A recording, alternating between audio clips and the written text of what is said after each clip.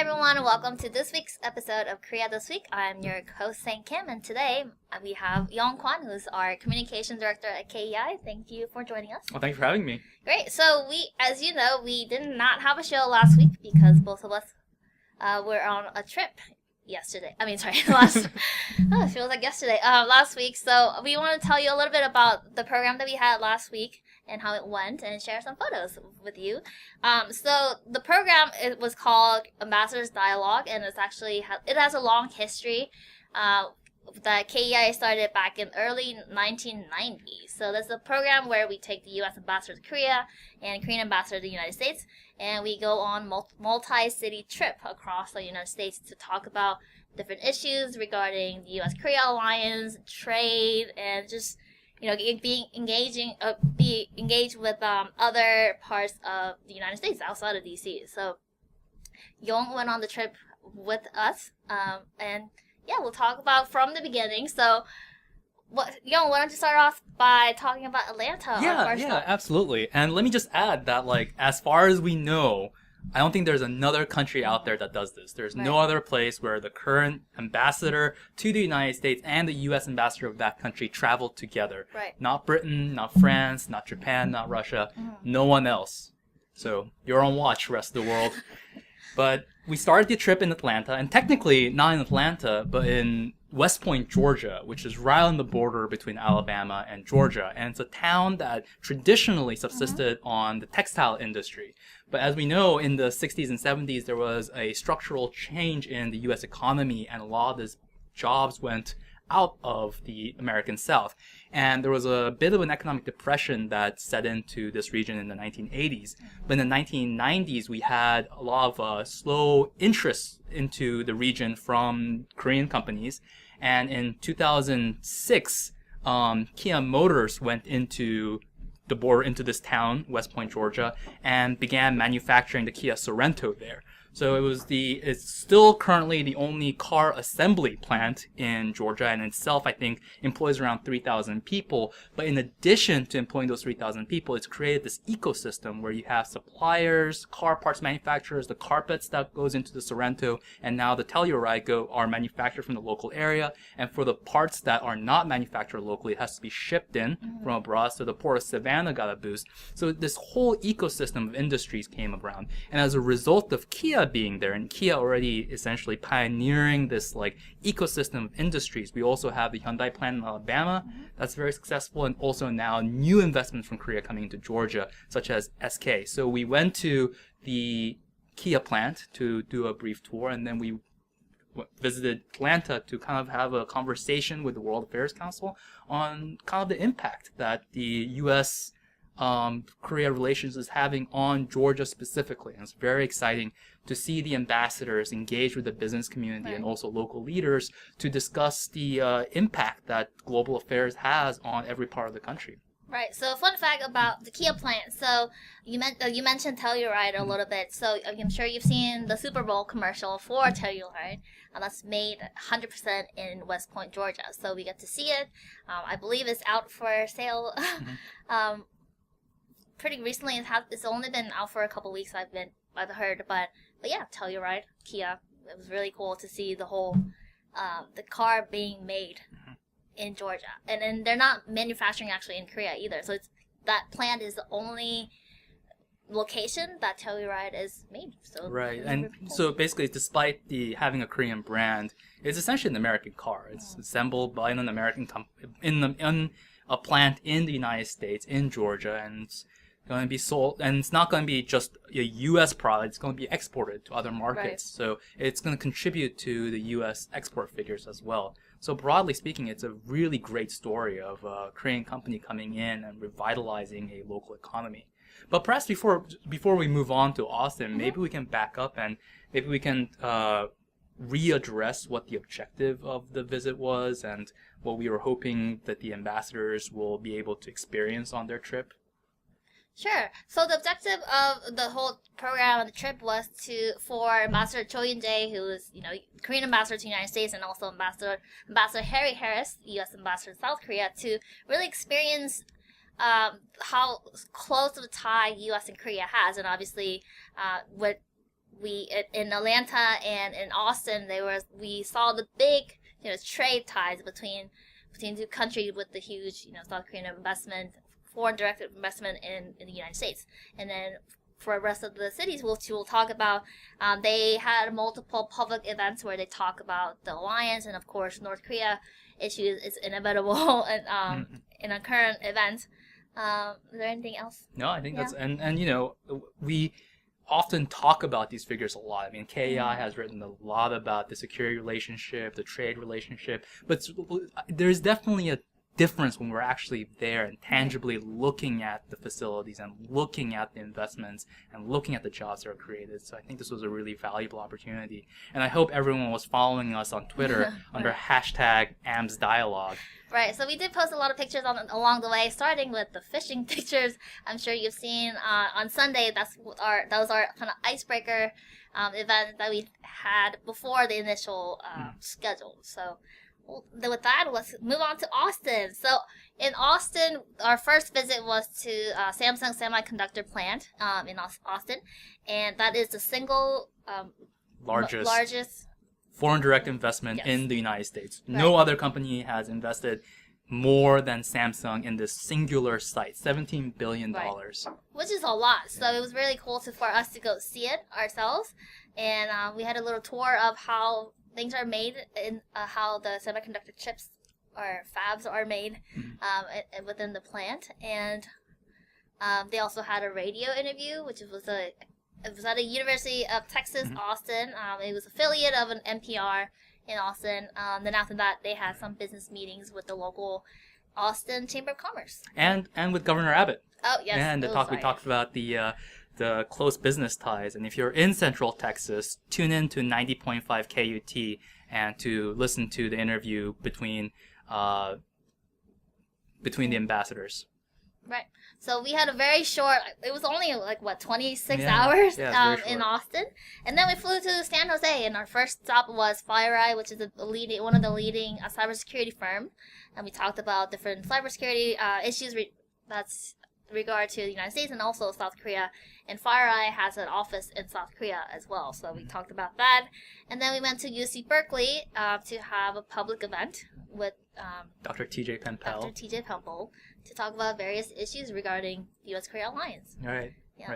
And, we touched on not just the security relationship. I think there's a lot of interest in the U.S. Korea relationship after the Hanoi summit. In particular, people are worried that there are differences between the United States and South Korea that might fracture the alliance.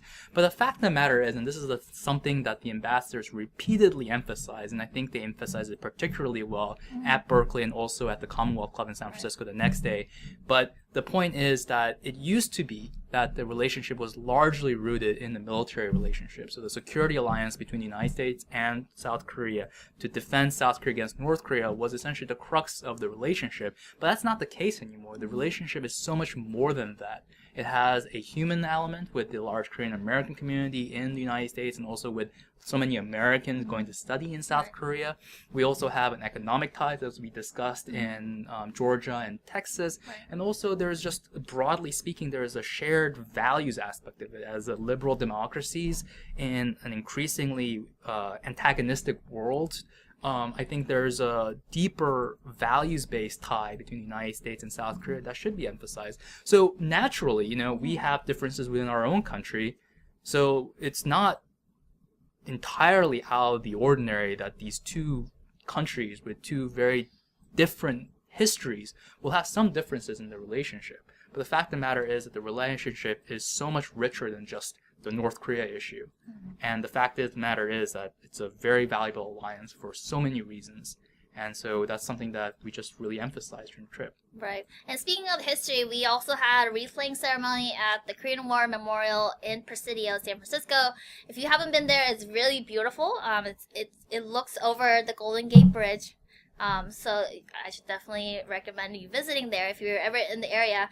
And we also met Colonel John Stevens, who is 97 years old. 97 years young.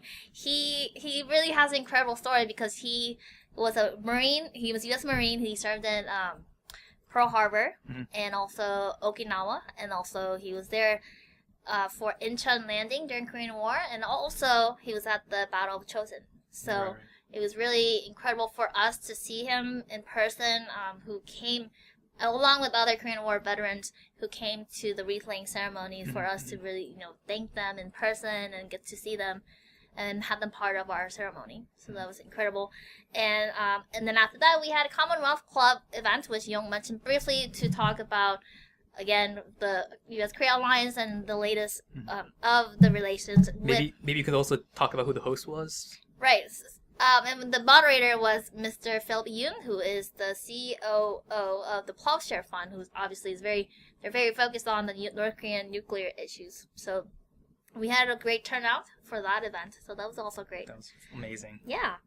And then to add on to another going on the trip. So after that, we flew to Denver. And then the first event we had was with Ambassador Christopher Hill, who was former U.S. ambassador and also the former head of the U.S. negotiation team for the six-party talk. And if we could pause right there, Right. the number of ambassadors Yes. on this trip was out of this world. So we forgot to mention it, but when we were in Georgia, Right. we also met with Ambassador James Laney, Yes. who was ambassador during the 1994 Agreed Framework Right. construction. So he was there during the first real nuclear crisis between the United States and North Korea. We met Ambassador Christopher Hill. Also in the Atlanta World Affairs Council, there were former ambassadors to Venezuela and to Canada present. And also, of course, our CEO and president, Our our very own. very own Kathleen Stevens. So like the number of ambassadors that were just on this trip was It was incredible. extraordinary. Yeah. I don't think it may be unprecedented outside of events organized specifically by the State Department. Right, and also they have very different experience during their time while they were serving in Korea or in other Right. places. So adding all the history and context into the whole discussion was also great. Very great, yeah. Yeah, so to go on the Denver side, we had an event with the Corbell School of International Studies, and then after that, we also had a very special event with Korean War veterans, and we had a medal award ceremony sponsored by the Korean government, and we also had Senator Cory Gardner from Colorado also joining us, and also the city of Aurora mayor was also there, and we also had a dinner hosted by Layer of the Aurora. Mayor Lagar of Yes, that's Aurora hosted the ambassadors for a final goodbye dinner. But I think part of what we wanted to, or rather, part of what Aurora hopes to do in the next few years is, much like San Francisco, they want to dedicate a Korean War monument in their city. And it'll be an incredibly meaningful event. And I think, next year is the 70th anniversary of the start of the Korean War. So if Aurora can perhaps dedicate the monument by that point, that'll be amazing. And it's something that, maybe KI should consider going and seeing, Right, and then we met a number of Korean Americans who worked really hard to make this Korean War memorial happen. So that was also very meaningful for us as well. Right. So as you can see, that was a very eventful whole week of travel, but it was great that KEI was able to host both ambassadors on different trips to talk about various issues about the U.S. Korea relations. Also, nice to be outside of D.C., right? So not all the policies and decisions are made in D.C. So it's really important for us to really get out and see the United States as a whole outside of D.C. So because again, the relationship is just more than just the North Korean nuclear crisis. It's about the people-to-people relationship, the economic relationship, and the values. Yeah, and KAI feels really, great to be involved in all the program and, just being in the forefront of the public diplomacy. So that was our whole week of trip. We'll be posting more pictures on our Twitter and other social media account. So stay tuned for a lot of great photos. And you can also follow Ambassador Harry Harris. He's also been posting a lot of pictures and selfies online, as well as Ambassador Cho Yun-jae. His Facebook account also has a lot of great updates on throughout the trip. So I will definitely recommend checking those out. And with that, that is all for Master's Dialogue, but now we're back in DC life. So I do want to keep you updated on upcoming KEI programs. So this week, some staff of KEI, the other half of our, including Yong, are going to the International Studies Association conference in Toronto this week.